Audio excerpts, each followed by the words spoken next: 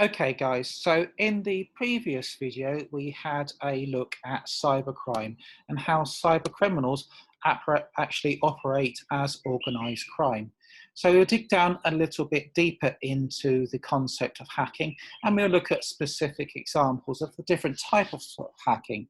And remember, there's a good chance that you and I, and probably everybody that you know, have had their data hacked, or somebody's tried to hack their data. So we won't watch this. Well, you can watch this video through yourself. We won't do it on this screen share. But definition of hacking there is an attempt to exploit the computer systems or a private network inside a computer. So it's unauthorized access control over the computer for illicit purposes. So I don't know what's on your computer, but when you take into consideration that we have connected computers running things like nuclear power stations and nuclear weapons, you really don't want those to be hacked in.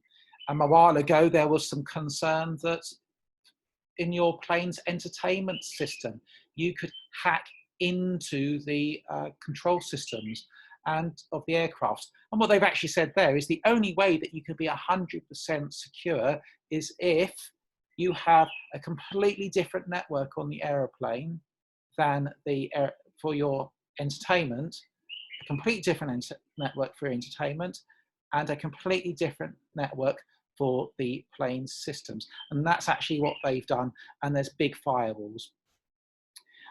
If you don't know how they actually get hold of your passwords, so if you have a password like 1234, yes, it's amazing how many people do use the password 1234. That is not actually remembered as 1234. It's a great big long randomly generated code, alphanumeric code. Now, the hackers have tables.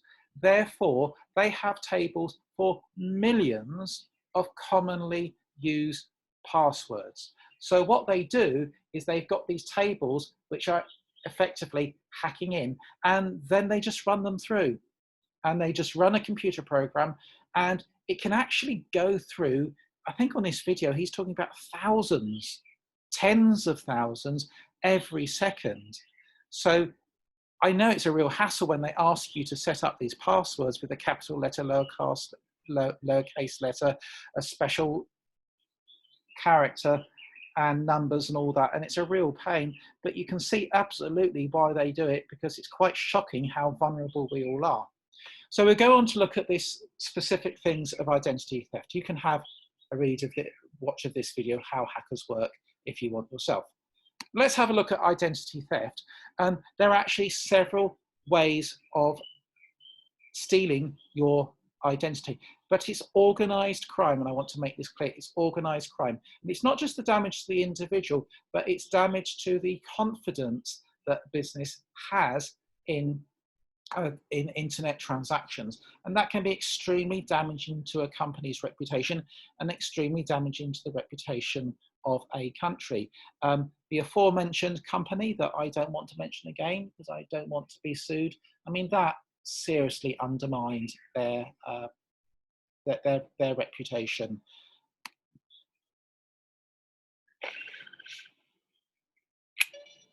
Identity theft isn't just a case of account fraud where someone steals your credit card information. When your identity is stolen, a criminal can use your social security number to get a job, rent an apartment, or even take out a loan. And do it all in your name. In some cases, criminals are even filing tax returns in victims' names and taking their tax refunds. A victim of identity theft could go months before they even notice that something strange is going on. The tip-off could be a past due notice in the mail or a phone call from a collection agency about debt that isn't theirs. By that point, a lot of damage could have been done. If you notice something wrong, the most important thing is to act quickly. Identity theft is becoming pretty common, but it's still a hard crime for authorities to track. So most victims have to be very proactive in getting their identity back under their control. Think about it this way. You're going to be your own best detective on the case. So let's go through the steps you'll need to take to get your finances and credit back under your Okay, so for the purposes of this video, we won't watch that all the way through, but I'm going to stop there. So let's just have a think about that. That is extremely damaging. And if you have your identity stolen, and I know quite a few people who have had their identity stolen, all sorts of awful things can happen to you. And the key here is that it pushes the responsibility to the individual to keep an eye on this as happening and then resolve it. Now, you would expect, would you not, that if you're a victim of crime, then you would have the police and the government being proactive and being able to do something about it. Unfortunately, that doesn't appear to be the case with identity theft and electronic identity theft, and very much the emphasis is on the individual. So you can see that it really does damage confidence that individuals, companies, and organizations can have in the internet. And we all know that how the internet is growing really fast, and we know the importance of it as a economic force. So again, it's not just the damage to people's finances, but it's also a damage to reputation and confidence. And that's absolutely one thing commercial business does not like. It doesn't like uncertainty and vulnerability. And that is exactly what we have with the internet. So we're going to go on now to look at some case studies of identity theft, and there's actually several types of identity theft and several ways that they can get your information. And you need to be very aware of these, because again, as we've said, that very much the emphasis is on the individual protecting themselves. So we can see here that it's growing really fast, and it's growing at around 11%. IB students in that demographic of the 14 to 24 are being recruited as mules. So you as an IB student are in an exceptionally high risk group.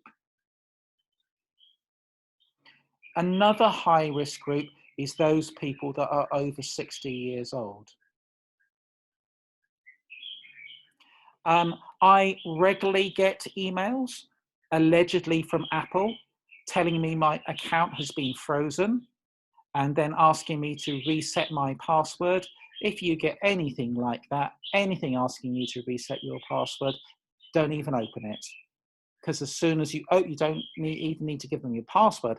Even when you open it, it might get a worm into your computer, and that little worm will start burrowing all its way through your computer. So don't even open up those emails. So there's different types of identity theft: trashing, phishing, farming, spoofing, smishing, vishing. Are they making these words up? Well, apparently they're real words which you can use in your essays. So we'll have a look at some of these in detail. We'll watch this video through on vishing.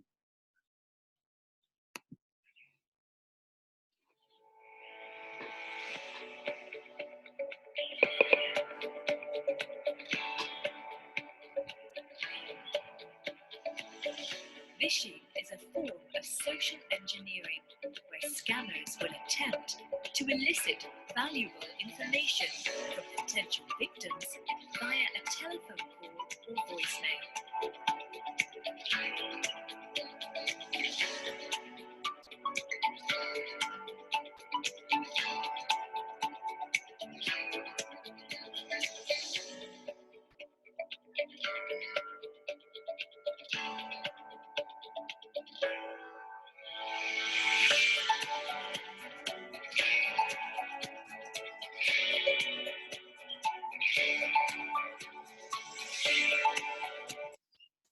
Okay, so you guys are particularly vulnerable to this because you do spend a lot of time, some of you, in chat rooms. You will get targeted emails. Hey, free IB material, free tutorials, free this, free that. You click on those and you're going to start generating trouble for yourself. So stick with the YouTube channels presented by your friendly IB teacher, and don't be vished. Okay, fishing and farming. Farming with a PH rather than F. Goodness me, there's two types of farming. Phishing uses fake emails to trick you into giving information. They often exploit legitimate brands, making them hard to spot. So how can phishing emails be identified? Banks will never email multiple recipients or ask you to provide card, PIN, or personal details in an email.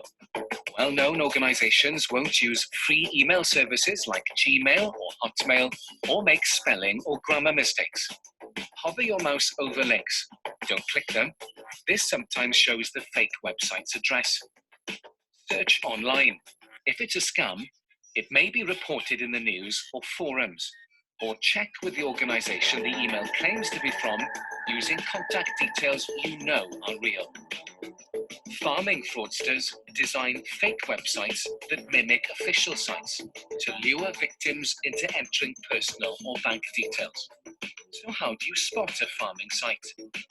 Legitimate sites that need your data should have HTTPS at the beginning of the web address, not HTTP. Be suspicious if the address ends with something other than .co.uk or .com, the organization's name is spelled incorrectly, or there are spelling mistakes and bad grammar on the site. Get in touch with the organization using contact details you know are real. If the site is fake, report it to Action Fraud. For more videos about avoiding scams, fraud, and e-crime, visit our YouTube channel. Be vigilant. Okay, so it's surprising how many people don't exercise that caution. I mean, one of the biggest things that you can do to protect yourself is up here on this website. Here you can see there's a little lock. And what that lock means is that this is a secure website. I would not go anywhere near, and I would click away, straight away from any website that doesn't have HTTPS and doesn't have this lock. I most certainly would not add any detail whatsoever and not click on any download links on any website that doesn't have this key, doesn't have this padlock. Unfortunately, it's very tempting when you see free revision material, free videos, free downloads, free MP3s. They do target you specifically, and it's getting increasingly complex. So in the next video, we're going to go on to look at surveillance and freedom. And particularly for people living in Hong Kong, this idea of surveillance and freedom is a particular concern with many Hong Kong people at the moment. But in the next video, we will deal with that in more detail.